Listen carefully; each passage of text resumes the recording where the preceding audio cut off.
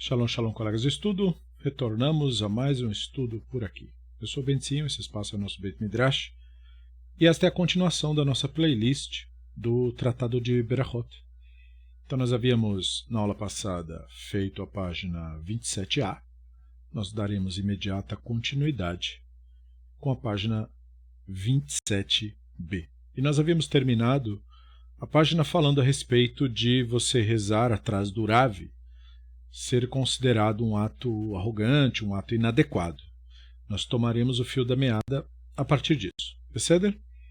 Então, o nosso Daf nos diz: Lo keneged rabo, velo achorei rabo. Então, ao lado imediato do seu Rav, você não deve rezar, porque é como se você tivesse, pelo menos no entendimento deles da época, dizendo que você é igual a ele. E um aluno dizer que é igual é meio que assim, não preciso aprender de você, como se fosse isso. O que para qualquer pessoa que está aprendendo qualquer coisa já é uma atitude negativa. Isso era pensado assim desde a mais remota antiguidade. E atrás do seu Rav.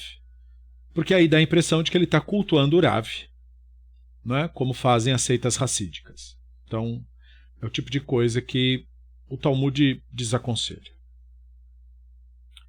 Vetania, Rabi Eliezer Omer, Omed Palel achorei rabo, ve'anotem shalom lerabo, amachazir shalom lerabo, ve'cholek al yeshivato shel rabo, ve'haomer davar shelo shma mipi rabo, gorem leshechina shetistalek meIsrael. Então, dado esse contexto, foi ensinado num Baraita. Indo mais além na ideia, né? O Baraita chegou no nome do Rabino Eliezer. Então ele falou assim: quem reza atrás do seu Rav, saúda o seu Rav sem esperar que ele saúde primeiro, ou seja, toma iniciativa na hora de cumprimentar, em vez de ter aquela sensação que era muito comum na antiguidade, você tratar pessoas com temor, com medo. Medo era demonstrar medo naquela época. Para muita gente primitiva, isso permanece até hoje. Mas não deveria. Naquela época, demonstrar medo era como se fosse demonstrar respeito. Como se essas duas coisas caminhassem juntas. Então, se você chega e cumprimenta uma pessoa primeiro, ele é teu íntimo, não é alguém que você tem medo dele. Mas aí, no caso do Rav, eles não queriam que fosse assim. O aluno deve temer o professor, tipo, ter medo dele, reverenciá-lo, como se fosse. Então isso era, na prática, você não falar com ele antes dele falar com você. Então, ele saúda o Rav, sem esperar que ele saúde primeiro. Responde à saudação do seu Rav, sem dizer primeiro, Shalom Rav, não é que a paz esteja com você, Rav. Quem faz esses comportamentos e também quem rivaliza com o yeshivá do seu Rav. O que era muito comum, já que os rabinos estavam incentivando as pessoas naquela época a estudarem e, de certo modo, montarem suas próprias escolas. Onde? Nas suas casas, aonde desce. Então esse, no caso, é aluno ainda e já quer rivalizar. Ele já quer montar a própria escola, sem ter concluído os estudos.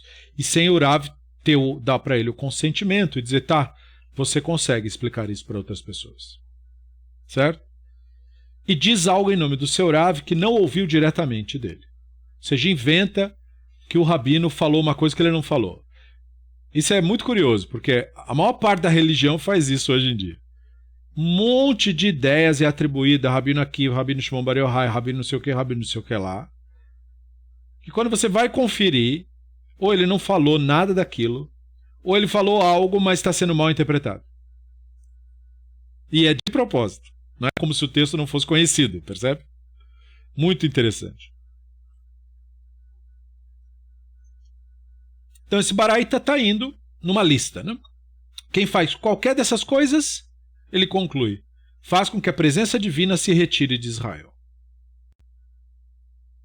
Se esse ensino do Talmud fosse para ser levado a sério, nós podemos dizer hoje com 100% de certeza que a divina presença se afastou de Israel há milhares de anos atrás e nunca mais voltou.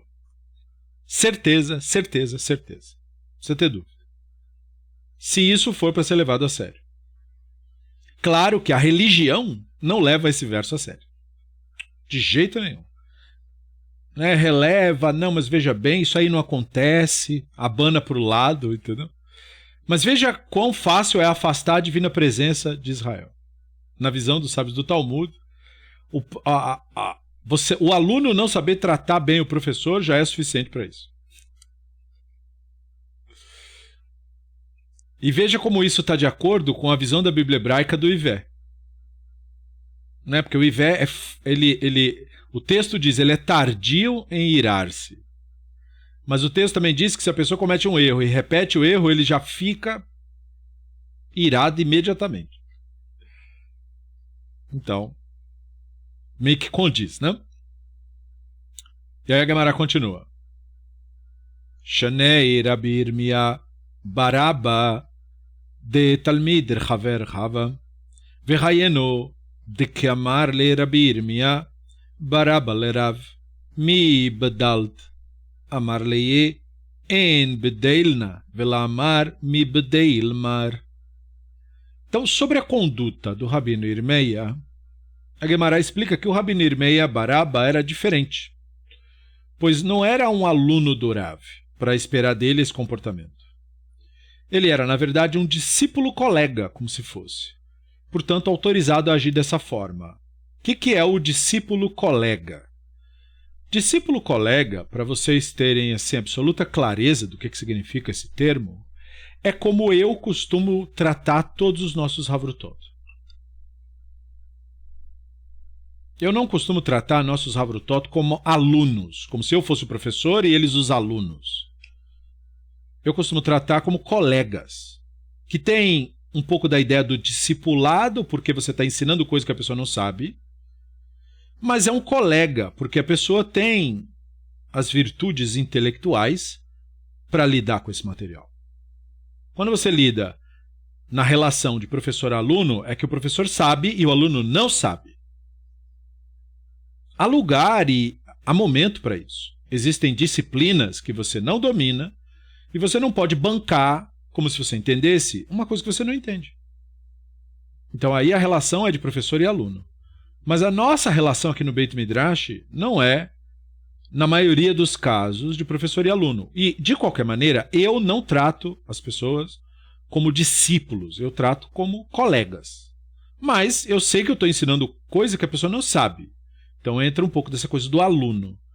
Então por isso tem esse nimbo aí, esse meio termo entre aluno e professor, que é o discípulo-colega. É como eu prefiro tratar o pessoal do Beit Midrash. Agora você sabe de onde vem a ideia. Então, o Rabino Irmeia era um discípulo colega.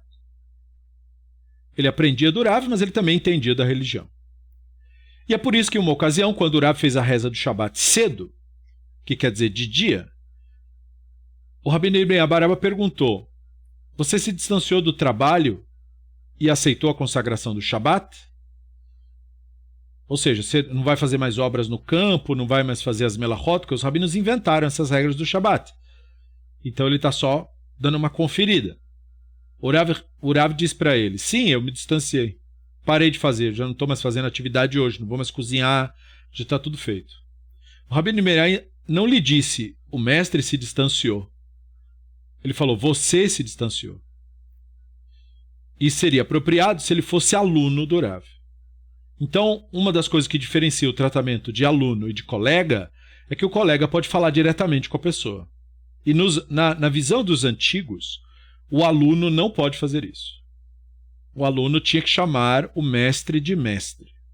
Em outras palavras, você tem que chamar o professor de professor ou professora, não pelo nome dela. Mesmo que você saiba o nome dela, não é o nome dela, é professora fulana. Ou só professora. Sim, senhora professora. É desse jeito. Coisa dos antigos, né? Isso era mantido até pouco tempo atrás. Né? Essa coisa de você se referir a pessoas mais velhas como senhor e senhora, e se referir a professores como senhora professora e senhor professor. Né? E depois caiu o senhor e entrou o professor. E depois agora cai o professor e entra diminutivos de professor. Prof, né? Ou outros, ou tia. Em São Paulo usa-se muito tia. É horroroso, né? Mas se falava isso nos anos 80 e 90. Com a maioria das professoras, principalmente de idades menores, elas não eram lembradas como professoras. Era tia isso e tia aquilo, né? Porque uma tia, para você entender o rolê, é que tio, na cultura da Bíblia hebraica, é o cuidador. Como a Bíblia hebraica tem muita influência na cultura cristã, a ideia do tio é a ideia do tio e da tia, é a ideia do cuidador. Tio é sinônimo de cuidador. Tanto que tio em hebraico é dod e tia é dodá. Essa palavra dod e dodá tem que ver com querido e querida, ou que agracia, ou que cuida. Entendeu? Cuidador, cuidadora, como se fosse. Então, meio que na cabeça dos antigos fazia sentido esse tipo de coisa. Então, para os rabinos, era esse o rolê naquela época. Mas quando uma pessoa já estava mais próxima dos rabinos, eles não queriam mais que a pessoa ficasse reverenciando. Essa é a lição perdida. Hoje em dia, a nossa religião é muito centrada em cultuar rabinos. Desligar o seu cérebro e usar só o dele. Mas não era assim na religião antiga. Sim, quem não sabia nada, era analfabeto, tinha que respeitar os mestres, porque os mestres estavam literalmente, na cabeça da tradição, literalmente dando vida àquela pessoa que não tinha vida. Porque um analfabeto, ele é como uma pessoa morta, ele não está participando do mundo, ele não sabe de nada, né? De como o sistema todo do mundo funciona. Os conhecimentos lhe foram negados. A partir do momento que você aprende a ler, escrever e a literatura se abre para você, os rabinos entendiam que a pessoa que fez isso para você te deu literalmente vida. Então você tem que reverenciá-la. Ele é o seu mestre que te deu vida. Percebeu? E depois que a pessoa já está alfabetizada, aí você é um colega. Então, eles falavam, agora não precisa desse mestre, precisa disso. Você, pode me chamar de você mesmo. Entende? Umi badail ve'amar Rabbi Avin. פעם אחת התפלל רבי של שבת בערב שבת, ונכנס למרחץ, ויצא בשנה על הפרקין, ודיים לא אשכה. אמר רבא, ההוא דנכנס להזיע, וקודם גזירה חווה. Então, embora o Rav tenha respondido que ele se distanciou do trabalho, parou de fazer as coisas que tinha que fazer na sexta, será que ele realmente precisava se distanciar do trabalho para fazer o rito? Não disse o Rabino Avin, uma vez o Rabino Yehudá Anassi fez reza de Shabat na véspera do Shabat, antes do anoitecer. Ou seja, na sexta-feira, de dia ainda.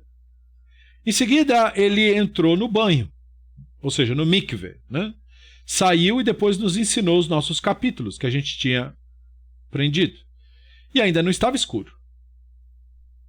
Então, tecnicamente, essas coisas não é para fazer no Shabat, segundo as regras que eles mesmos inventaram. O Rava disse, esse é um caso em que ele entrou no banho para transpirar. Ou seja, ele entrou num mikve que a água era super quente. Para ele transpirar. Tem essa cultura entre judeus europeus até hoje. Sinagogas europeias têm dentro delas um mikve de água quente e de água gelada. Que no caso quer dizer água em temperatura ambiente. Né? Tem um mikve de água quente e uma de temperatura ambiente, que quer dizer gelada. Daí a pessoa vai lá no de água quente, fica lá até a pele branquela ficar vermelha, e imediatamente sai dali e entra na água gelada. E imediatamente sai dali, se seca e vai rezar. Segundo eles, isso faz bem para a saúde. Já sei, você está perguntando se eu fiz isso quando eu estava... De jeito nenhum. Até fui no de água quente, mas não fui no de água gelada, nem ferrando. Não é meu rolê isso daí. Então ele entrou para transpirar. Então ele foi no de água quente. E foi antes que os rabinos emitissem um decreto proibindo a transpiração em um banho no Shabat. Então, a proibição, e grande parte das proibições de Shabat é assim, o Talmud está nos informando que grande parte das proibições rabínicas de Shabat, como as proibições consideradas bíblicas também, são invenções dos sábios. Como ele estava fazendo algo numa época em que essa proibição não existia, ele não cometeu nenhuma violação. Então a comunidade tinha, como você vê no texto, consciência disso. Consciência de que antes não tinha tal regra, aí entrou tal regra, aí passamos a fazer desse modo. O que isso deveria levar a comunidade a pensar em termos de entendimento?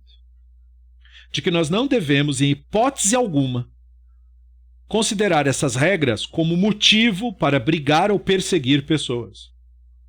Porque o texto está claramente dizendo que grande parte dessas regras são criações dos rabinos. E as 39 melachot que os rabinos interpretaram de textos são exatamente isso. Interpretações deles de textos. O que significa dizer que não consta na tradição. Eles é que criaram essa tradição, interpretando. Portanto, você, enquanto está participando da comunidade, você considera, você faz os ritos, mas não é um motivo para, caso alguém não siga ou alguma coisa dessa natureza, você brigar com a pessoa, agredir a pessoa, perseguir a pessoa, como de fato a religião faz. Desconsiderar a pessoa, porque você sabe que, por mais importante que a comunidade considerasse o trabalho que os rabinos estavam fazendo, ela não perdia de vista a consciência de que foi criado as coisas. Então veja, ele fez aquilo. Se a regra está valendo agora, então, pela lógica, eu devo considerar o Rav Avin um violador das regras rabínicas. Mas o Talmud está dizendo, mas não importa. Porque quando ele fez, a regra não estava valendo ainda, então a gente não considera. Mostrando quão arbitrário isso é. E se uma coisa é arbitrária, o que deve ganhar a nosso juízo? O humanismo. O cuidado com as pessoas. Coloque o ser humano acima das regras religiosas, não abaixo delas. Eini v'cha ba'esara le'erav dimi bar leivai lechavroia isalei. A Gemara então pergunta, mas se é assim que ele precisava se abster do trabalho, não permitiu a Baie que Rav Dimi bar Levaye fumigasse cesto com enxofre, mesmo depois dele ter feito a reza do Shabat, indicando então que seria permitido fazer obras mesmo depois de ter feito a reza? Na sexta-feira? A Gemara responde, mas isso foi um erro. O Rav Dimi não pretendia começar o Shabat muito cedo. Era um dia nublado, e ele erroneamente pensou que o sol tinha se posto, porque ficou escuro por causa da chuva. Aí, mesmo que ele tenha rezado, a reza de Shabat não o obrigou a se conduzir de acordo com a consagração do Shabat. Ele estava autorizado a realizar os trabalhos mesmo após a sua reza. Ou seja, ele rezou a reza do Shabat, o que tecnicamente faz o Shabat começar, mas ele fez isso pensando na cor do tempo que estava nublado. Aí, o sol clareou e ele percebeu que ele cometeu um erro. Ele considerou o rito, como a religião faz hoje? Não. Ele continuou fazendo as coisas de sexta-feira, mesmo tendo feito a reza do Shabat. Então ele não tratava o rito como se o rito fosse mágico, como a religião hoje ensina as pessoas a fazerem. Nessa época, como você pode ver, a religião tratava as coisas de uma maneira mais lúcida, mesmo que sejam rabinos de um período tão antigo.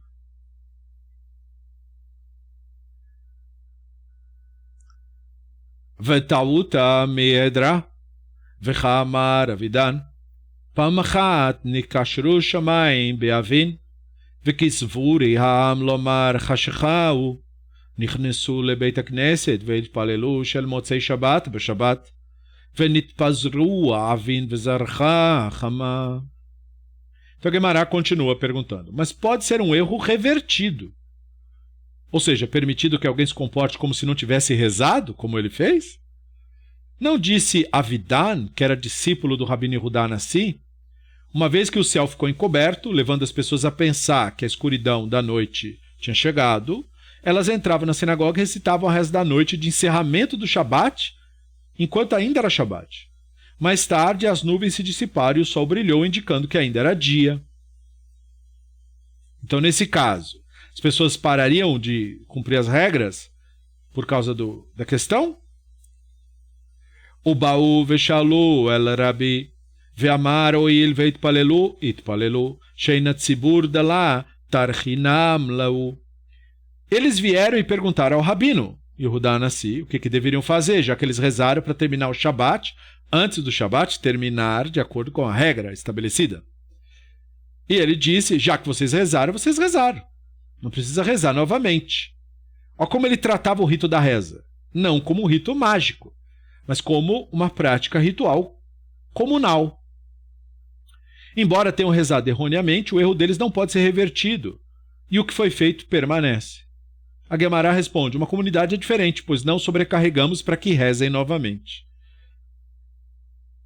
Então a Guemará está discutindo as consequências de como você trata o rito. Os rabinos estavam derivando os ritos das ideias deles inventadas de derivar exemplos do templo, mais interpretações deles de versículos. Mas note, eles nunca perdiam de vista que eles criaram as regras. Esse é o maior, eu diria, o maior crime que o judaísmo comete hoje. É fingir que isso não é uma invenção das pessoas. É fingir que a nossa religião não foi inventada pelos rabinos. É mentir deliberadamente para jovens e adolescentes, dizendo que isso aqui era assim desde o Sinai. Isso é, como eu disse, um crime contra a educação e o conhecimento que deveria ser proporcionado para as pessoas e lhes está sendo negado. Então veja, eles tratam o rito como rito. Não como o ritual mágico, não como a lei imutável que se violar morre. Eles não tratam desse jeito. Fez antes, fazer o quê? E a Guemará fala, mas nesse caso também a gente pode falar que é diferente, porque a gente não sobrecarrega uma comunidade. Não interessa o rito, nem a tradição. Você não pega um número enorme de pessoas e diz, agora vocês têm que fazer. Não é assim. Você faz o possível para facilitar, não para dificultar.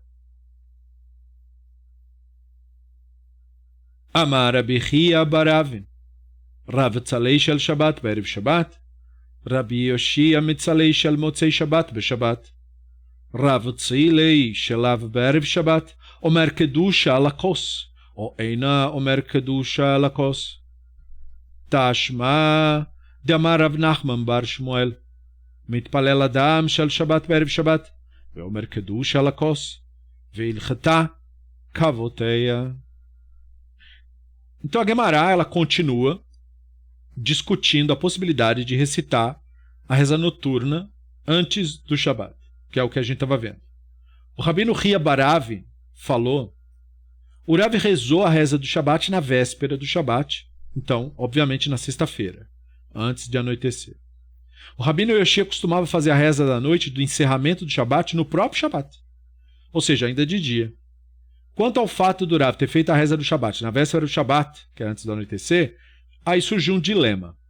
Nesse caso, ele recitou o Kiddush, que é o ritual que se faz com o copo de vinho, ou ele não recitou o Kiddush sobre o vinho antes das estrelas aparecerem. Esse Kiddush é tanto feito na entrada quanto na saída do Shabat, nesse caso aqui, considerando a saída. Venha e ouça uma resolução. O Rav Nachman diz que o Shemuel tinha dito, alguém fez a reza de Shabat na véspera do Shabat e recita o Kiddush sobre o cálice de vinho. Alahá está de acordo com a sua decisão. Então não é porque está antes do tempo que você não pode fazer o rito. E uma vez que você fez o rito, você fez o rito. Percebeu? Por quê? Porque depende do ano, amanhece mais cedo, anoitece mais tarde. Então isso aí vai variar de qualquer maneira. Rabi Yoshia mitzalei shel motzei Shabbat be'Shabbat. Amar Avdala lakos, o einu omer Avdala lakos. Tashma de'amar Rav Yehuda bar Amar Shmuel. Mitpalel adam shel motzei Shabbat be'Shabbat ve'omer Avdala alakos. Então um dilema semelhante surgiu em relação ao fato de que o Rabino Yoshia costumava fazer a reza da noite, que é aquela do encerramento do Shabat, no próprio Shabat, ou seja, de dia ainda. Ou seja, ele acabava o Shabat antes. Depois de rezar quando ainda era Shabat, ele recitava Avdalá sobre o cálice de vinho. Ou ele não recitava Avdalá sobre o cálice de vinho, que é o que põe fim ao rito. Vem e ouça uma resolução para isso, pois o Rav Yehudá diz que o Shamuel disse: alguém faz a reza da noite do encerramento no Shabat, no próprio Shabat, recita Avdalá sobre o cálice de vinho. Percebeu? Amar Rav Zeira, Amar Rav Asi, Amar Rav Elazar, Amar Rav Hanina, Amar Rav Betzad Amud Zeu Mitpalel Rabi Ishmael Beravi Yosef Shel Shabbat Ba'erev Shabbat. O Rav Zeira disse que o Rabino Asi havia dito, que o Rabino Elazar havia dito, que o Rabino Hanina havia dito, que o Rav disse. Ó, quantas fontes! Ao lado deste pilar específico diante de mim, o Rabino Ishmael, filho do Rabino Yosef, fez a reza do Shabat na véspera do Shabat, antes do anoitecer. Portanto, antes de acabar de fato o Shabat. Que ataula omer batzad tamara hava velo batzad amud hava velo Rabbi Ishmael berabi Yosef hava ela Rabbi Elazar berabi Yosef hava velo shel Shabat berev Shabat hava ela shel motzei Shabat beshabat hava. Mas quando Ula veio da terra de Israel para a Babilônia, ele relatou uma versão diferente dessa mesma história, o que põe a história em dúvida. Ele diz que tinha ouvido o seguinte: isso aconteceu ao lado de uma palmeira, não ao lado de um pilar, e não era o Rabino Ishmael, filho do Rabino Yossi, mas o Rabino Elazar, filho do Rabino Yossi. Quem conta um conto aumenta um ponto, né? E não era reza de Shabat, na véspera de Shabat, que é antes do anoitecer, mas reza do encerramento de Shabat no próprio Shabat. Então não era alguém querendo começar o Shabat mais cedo, era alguém querendo terminar o Shabat mais cedo. Entendeu? Isso hoje em dia na religião é um tabu. A pessoa é tratada como se ela não prestasse. Se pá, agredida. Mas na verdade, não é problema nenhum. Tefilat ha'erev ein la keva, mai em la keva. Elema dei bae metzalei kulei lelia, litnei tefilat ha'erev kol ha'layla. Elamai em la keva. Então nós aprendemos numa Mishnah. A reza noturna pode ser recitada durante toda a noite e não é fixada por um horário específico. A Gemara pergunta: qual é o significado da expressão não está fixada? Se você disser que alguém quisesse que ele pode rezar durante toda a noite, então que a Mishnah ensine a reza noturna pode ser ensinada sobre toda a noite. Não precisa ficar complementando. Em vez disso, qual é o significado de não está fixada? Mikan de amar tefilat arvit reshut, de amar Rav Yehudá amar Shmuel, tefilat arvit, Rabban Gamaliel omer chová, Rabi Yehoshua omer reshut, amar Abaye alachá kedvrei omer chová, Vrav amar alachá kedvrei omer reshut. Está de acordo com a opinião daquele que disse: a reza noturna é opcional. Como disse o Rav Yehudá, que Shmuel disse a respeito da reza noturna. O Rabban Gamaliel diz: é obrigatória a reza noturna. O Rabino Yehoshua diz: é opcional a reza noturna. Abaye disse: alahá estaria de acordo com a afirmação daquele que disse a reza noturna é obrigatória. Só que o Rava disse: não, a alahá está de acordo com aquele que disse a reza noturna é opcional. Veja, então por que eles estão discutindo? Primeiro que a regra está sendo inventada. Um achava que devia dar importância para essa regra inventada por alguma razão, e outro achava que não devia dar tanta importância assim por outra razão. Quando a tradição vem de maneira ambígua, o que você é informado? De que isso aqui não é tradição de Moisés do Sinai, como a religião mente, que tudo que está escrito no Talmud, na Mishnah, é a tradição do Sinai imutável. Isso está errado. Várias tradições são criação dos rabinos. E pouquíssimas regras mesmo, são regras lembradas como de tempos imemoriais, que recebem essa alcunha de Alahá Lemoshe Sinai. Pouquíssimas regras têm essa alcunha de fato.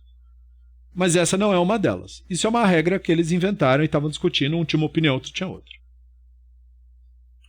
Tanu Rabanan, Maaseh, Betalmid Echad, Sheba Lifnei Rabi Yehoshua, Amar Lo, Tefilat Arvit Reshut ou Chová, Amar Leye Reshut. Os sábios ensinaram, e geralmente a Alahá é de acordo com os sábios, né?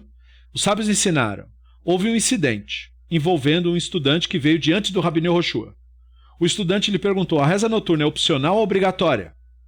O Rabino Yehoshua respondeu para ele: é opcional. Percebeu? Ba lifnei Rabban Gamaliel, amar lo, tefilat arvit reshut chová, amar lo, chová, amar lo, ve'alo Rabbi Yehoshua amar li reshut, amar lo, chamtae sheikansu baalei trisin lebeit midrash. O mesmo estudante veio perante o Rabban Gamaliel e falou para ele: a reza noturna é opcional ou obrigatória? Aí ele falou: é obrigatória. Aí o estudante falou: mas o Rabino Yehoshua não me disse que a reza é opcional? O Rabban Gamaliel falou para o estudante: tá, espera até os mestres dos escudos entrar na sala de estudos. Mestre dos escudos é uma referência aos rabinos da época que brigavam e discutiam para decidir essas coisas que eles estavam inventando. Como romanos com escudos, um batendo o escudo no outro. Entendeu?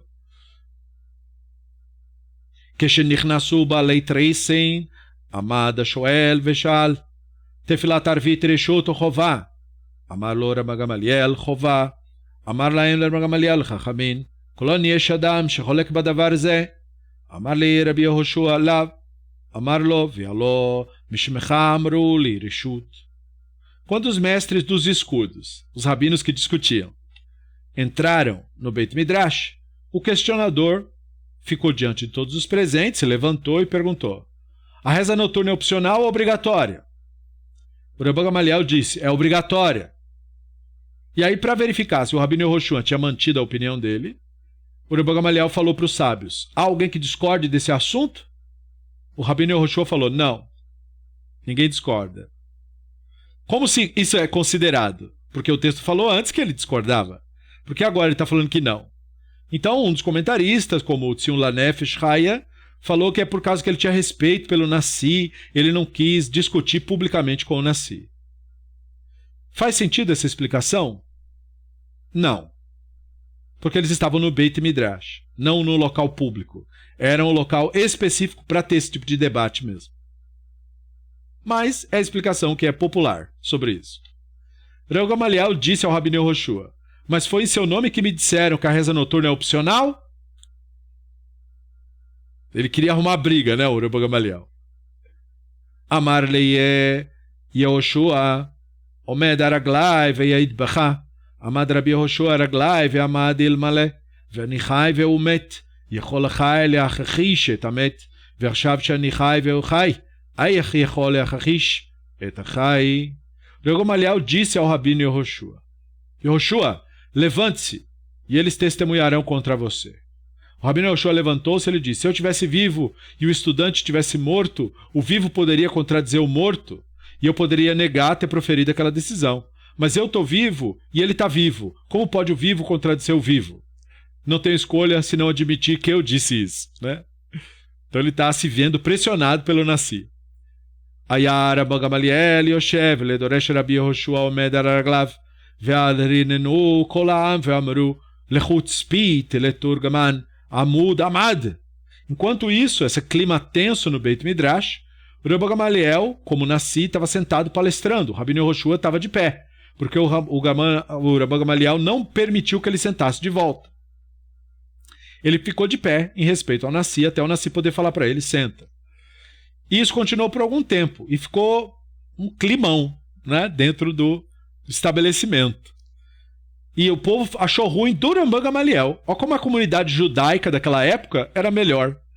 Em vez da comunidade bajular o líder que está oprimindo um dos membros, a comunidade fica do lado dos membros que estão sendo oprimidos. Porque a tradição judaica antigamente, muito antigamente, hoje em dia ela está morta e enterrada, mas antigamente, muito antigamente, a comunidade judaica sempre ficava do lado de quem estava oprimido. Não interessa quem tem razão e quem não tem razão. Então eles ficaram ressentidos com o Rabban Gamaliel por estar expondo aquele Rav a esse tipo de humilhação, de deixar ele de pé ali com vergonha no meio de todo mundo. Todas as pessoas reunidas começaram a murmurar. E esse texto do Talmud chegou a nós graças ao Hutzpit, que era o divulgador, a pessoa que anotava tudo que os rabinos falavam no Beit Midrash. Aí o povo falou para o Hutzpit: para de ficar anotando isso!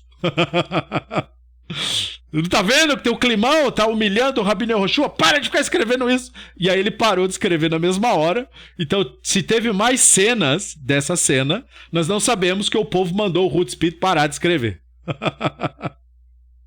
Ele só voltou a escrever depois.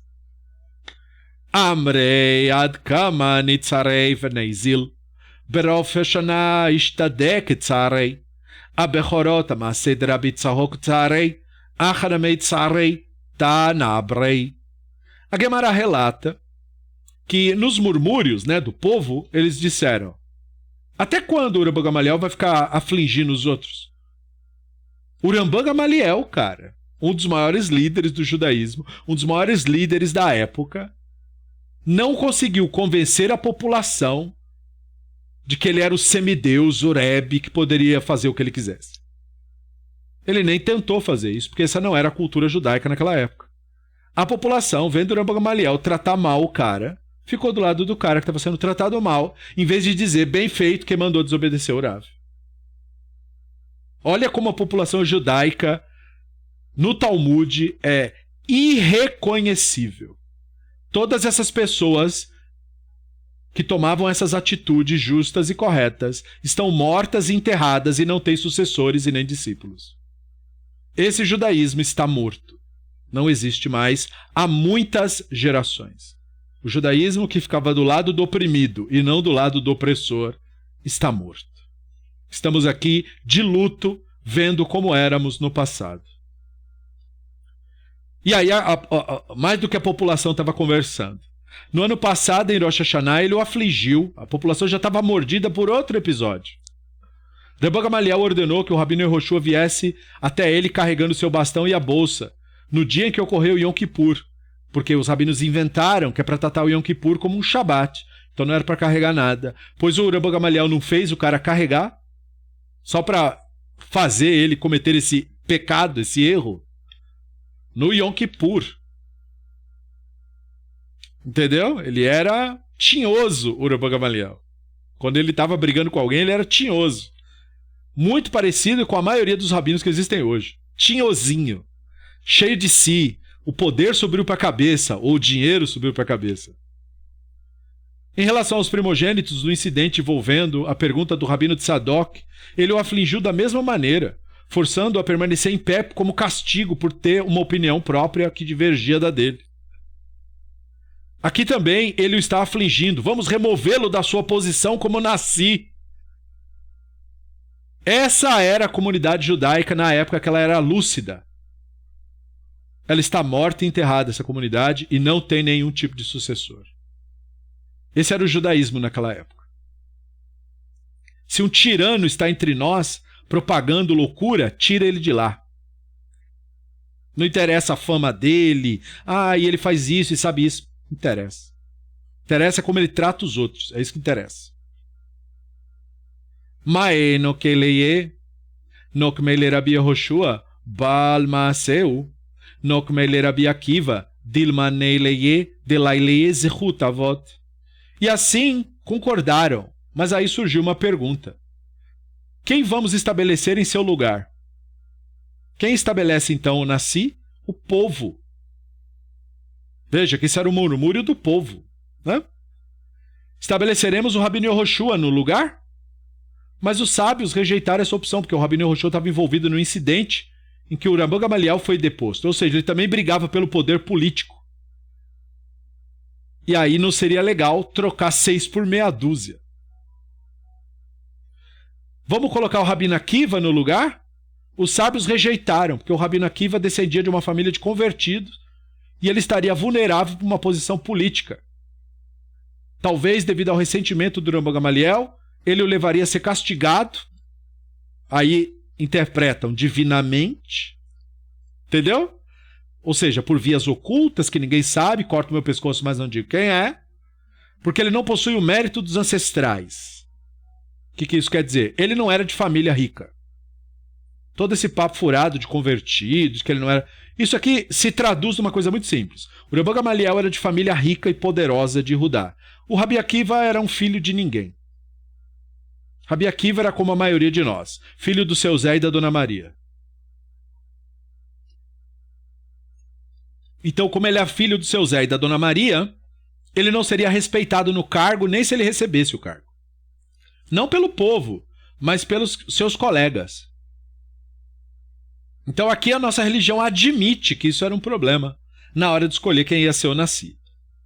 Mas havia uma questão mais pragmática para isso, como nós veremos. Ele nokmele Rabi Eleazar ben Azaria, deu Chacham, veu Ashir, veu Ashrei Laesra.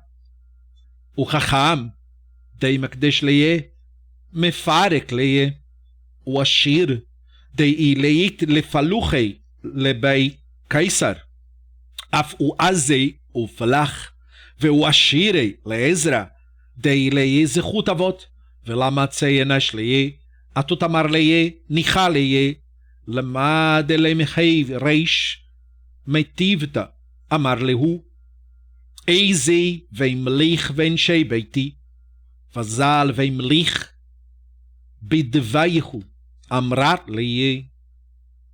Pelo contrário, sugeriram os sábios. Então vamos estabelecer o Rabino Elazar ben Azaria no lugar do Rabbi Gamaliel. Ele tem características excepcionais que diferem ele de todos os outros candidatos. Ele é sábio, rico e descendente da 10ª geração de Ezra. Aí a Gemara explica o que cada um desses termos quer dizer. Ele é sábio. Então, se o Rabbi Gamaliel propõe um desafio em questões de Torá, ele responde e não vai ser envergonhado. Ele é uma pessoa vivida e está ligado nos esquemas. Ele é rico. Então, se tiver um problema com o tribunal romano e ele tiver que levar presentes para o César para negociar a favor da comunidade judaica, ele tem condições de usar a sua riqueza para fazer lobby, para negociar com os romanos, cobrir os custos da viagem, pagar os impostos, levar presente e tudo que é necessário para os romanos não matarem, estuprarem membro da comunidade judaica. E agora você está entendendo por que é que os rabinos achavam que o Nassi tinha que ser rico. Ele não tinha que ser rico como se rico fosse melhor que os outros. Ele tinha que ser um tipo específico de rico que não existe mais hoje em dia, que é o rico que está disposto a usar a sua riqueza em benefício das pessoas. Esse rico desse livro é o cara que, quando César emite decretos contra a comunidade judaica, ele vai lá negociar, ele vai lá explicar que foi mal entendido, e ele usa do próprio bolso dele para agradar o sociopata que tiver no poder, negociar com ele, mostrar para ele que não é bem assim, para ver se ele consegue favorecer, mesmo que ele tome um enorme prejuízo por causa disso. Não importa, porque ele está salvando a vida das pessoas da comunidade. Ele não usa a comunidade como seu gado particular, como acontece hoje na ortodoxia. Ela usa a comunidade judaica como seu gado da onde ela extrai riqueza. Ela não usa a riqueza para proteger a comunidade judaica. Pelo contrário, ela usa a comunidade judaica como bucha de canhão nas suas guerras e nos seus conflitos. Mas, na época, o Nassi, o representante, era o cara que se esperava que fosse usar sua própria riqueza para salvar a vida de pessoas da comunidade. Por isso, uma pessoa que não tivesse posses não era aconselhado, porque se ele fosse posto na saia justa perante o César, é muito mais difícil para ele conseguir. Ele ia ficar dependendo muito de donativos, e a comunidade já era pobre, e podia não conseguir custear. Então tinha que ser alguém que tivesse essas condições. Esse era o único motivo dos rabinos dizerem que Nassi tinha que ser uma pessoa rica. Mas veja, não é qualquer rico. Então isso não era um cargo que os ricos estariam disputando entre eles para participar. Porque nem o rico ia querer gastar do dinheiro dele para poder beneficiar outra pessoa. Então a maioria dos ricos de Judá falava, não, eu não quero ser Nassi, não. Porque se eu tiver que ser Nassi, eu vou ter que gastar do meu para ficar ajudando essa gente pobre aí, eu não quero fazer isso. Então quando o cara aceitava ser Nassi e era um cara rico, ele era altamente respeitado, porque ele literalmente está tocando fogo no dinheiro dele para beneficiar a população. Porque não tem retorno esse gasto que ele vai ter. Ele está à mercê do César. Vai saber o que esse louco vai querer. Percebeu? Totalmente outro rolê. Totalmente outro mundo. E eu volto a dizer, este mundo está morto e enterrado. Não existe mais esse mundo. Mas é com saudosa lembrança que nós investigamos a tradição, né? Então assim ele poderia prestar a homenagem. Ele é descendente da 10ª geração do Ezra. Então isso ia querer dizer, nos círculos comunitários, que ele tem o mérito dos ancestrais. Tendo o mérito dos ancestrais, ou seja, tendo pedigree na família, sendo descendente de alguém importante, aí o Rabban Gamaliel não vai poder dizer que ele vai ser punido, que não tem o mérito, não vai poder usar a força da cultura contra ele. O senhor concordaria em ser o chefe da Yesivá? Perguntaram para ele, para essa pessoa toda qualificada. Ele falou, eu vou falar com a minha família. Aí ele foi falar com a sua esposa e ela disse. E o que ela disse, a gente vai saber no próximo episódio, na página 28a do Talmud Tratado de Berachot. Mas note, eu vou falar com a minha família, ele disse. Quem é a família dele? A mulher dele. A mulher dele é a família dele. Vou falar com a minha família. Ele foi e falou com a sua esposa. Olha o critério deles. Era completamente outro critério. Percebeu? Então eu espero que você tenha apreciado essa nossa viagem a mais um DAF aqui no estudo do Talmud. Não esqueça de comentar, não esqueça de curtir. Se você ainda não colabora de alguma forma, colabore para a continuidade do Beit Midrash e nos vemos num próximo episódio, numa próxima playlist por aqui. Bye bye, Leitraot. Até a próxima.